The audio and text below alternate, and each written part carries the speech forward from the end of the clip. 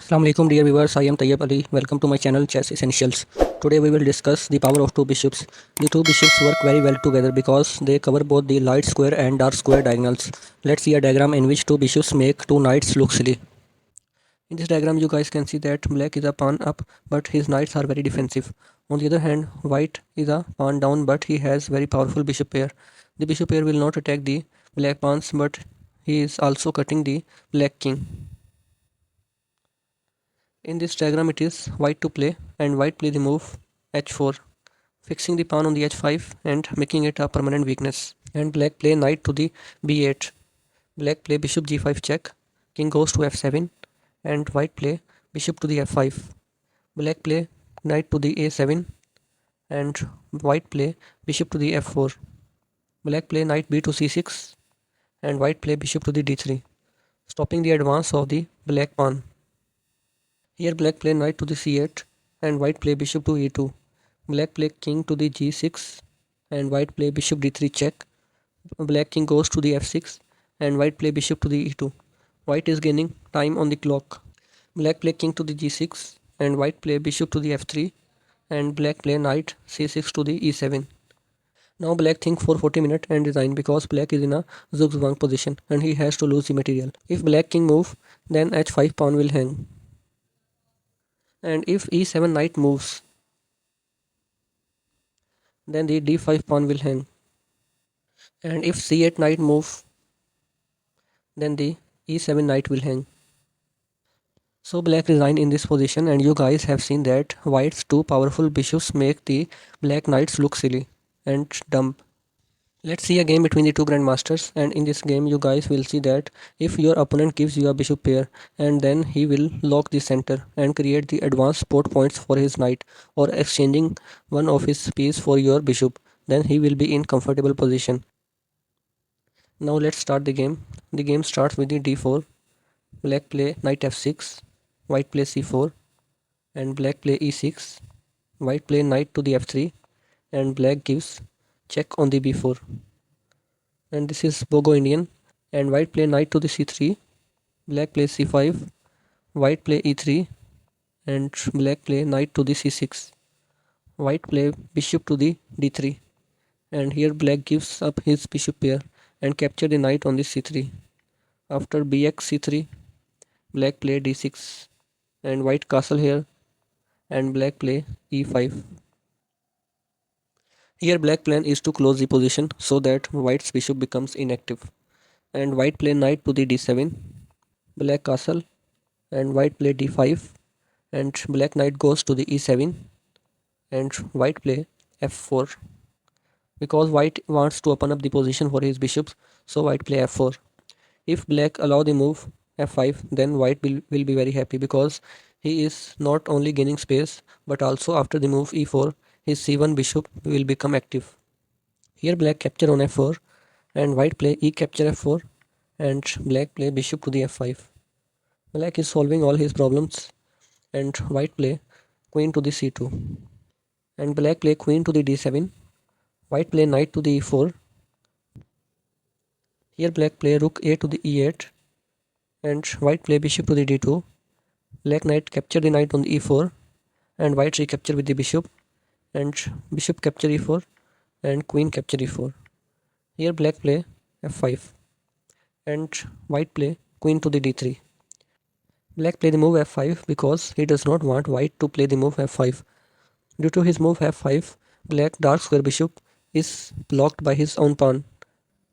Here black play knight to the c8 and this is very interesting move, and now black plan is to place his knight on the b6 and put pressure on the c4 pawn of white. And also black can double his rook on the open e file. Here white play rook f to the e1 and black play knight to the b6. White play a4 and black capture the rook on the e1. White recapture with the bishop. Black play rook to the e8. White play f5. Black knight goes to c8 and white play bishop to the h4. Play g6 and white play rook to the e1 and black capture the rook on e1 and white recapture with the bishop and black play queen to the e7, placing his queen on the open file.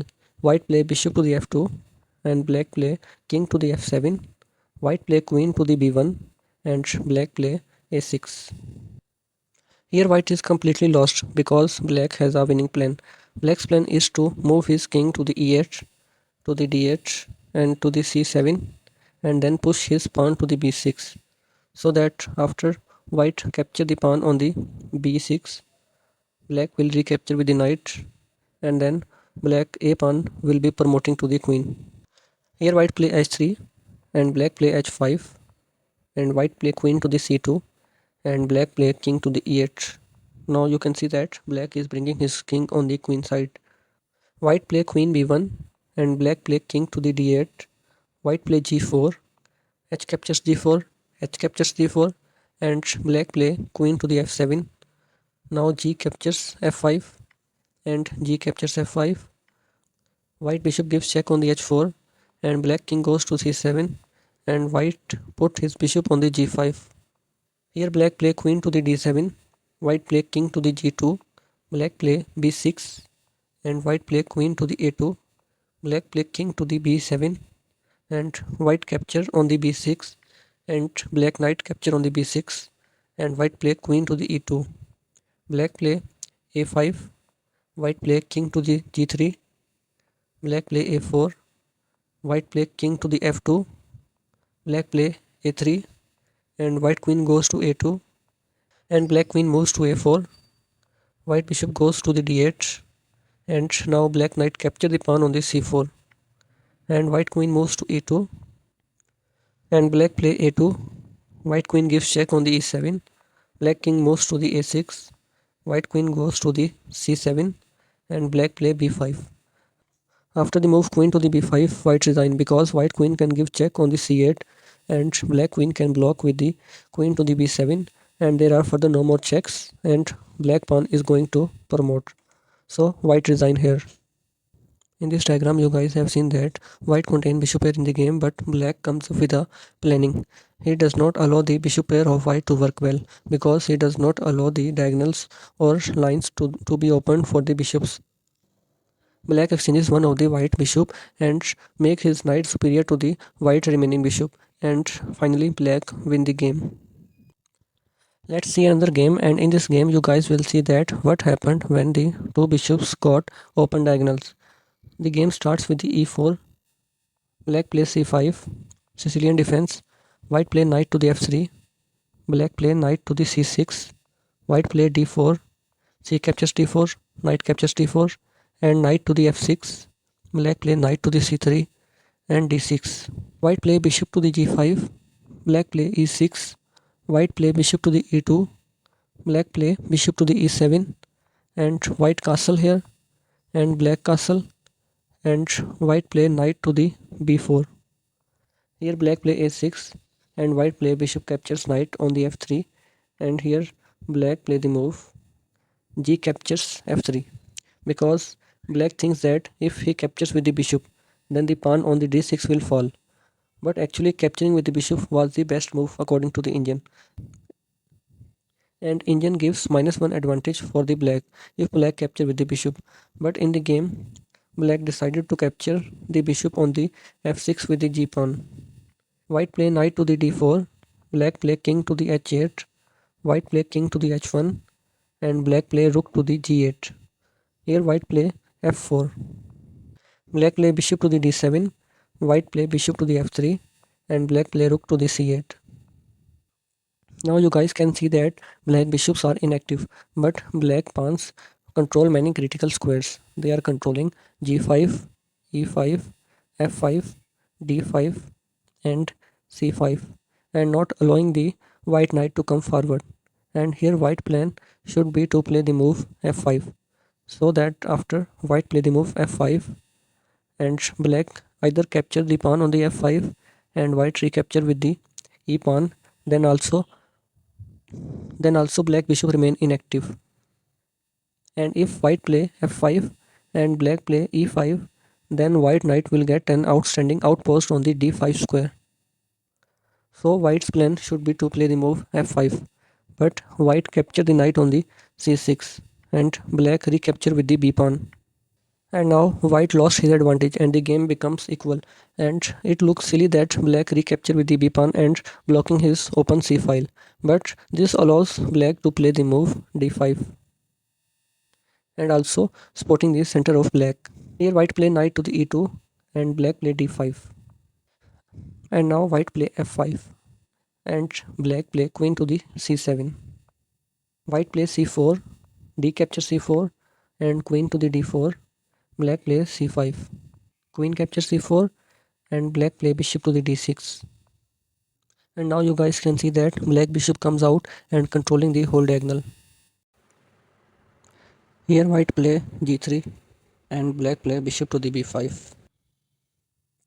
And now this bishop also frees up and controlling the important squares in the white camp. White play queen to the c2, e captures f5 and e captures f5. Now you guys can see that black pawn structure looks horrible, but black has two very powerful bishops and also black open up the file for the rooks. Now black play rook to the e8 and white play rook to the f2. Here black play rook to the e3, white play bishop to the g2 and black play queen to the e7. And now black is threatening to win the white knight, so white play knight to the g1 and black play bishop to the d3. Here white play queen to the d2 and black plays c4 supporting his bishop on the d3 square. White play rook to the f3 and black play rook to the e8. White play rook to the d1. Here black play bishop to the c5 and white play b3. Black play rook to the e1, b captures c4 and bishop captures c4. And due to the threat on bishop captures g1, white play bishop to the f1. Here black play rook captures d1 and white play queen captures d1. Here black play rook to the d8, white play queen to the c2 and black play bishop to the d5. White play queen to the c3 and black play bishop to the d4. Black is in no hurry to take the rook. White play queen to the d3 and black play queen to the e3. White capture the queen on the e3 and now bishop captures e3, bishop to the g2. Now bishop captures f3, bishop captures f3 and rook to the d2. Here white play knight to the e2 and black capture the pawn on the a2 and now white resign. So in this game you guys have seen that when black bishops comes up to the open diagonals, they become very powerful and they destroy the white position. So guys, if you contain bishop pair in your games, then you have to place the bishops on the open diagonals so that you can effectively use their powers. But if you don't have bishop pair and your opponent has the bishop pair, then you have to remember the three things. Number one is creating a blocked position so that opponent bishop pair will not get the open diagonals. And number two is creating the advanced support points for your knights. And number three is exchanging one of your opponent bishops. So this is the way to fight against the bishop pair. So this is all about today's video. Hopefully you have understand the power of two bishops. Inshallah we will meet again in our next video. Thank you.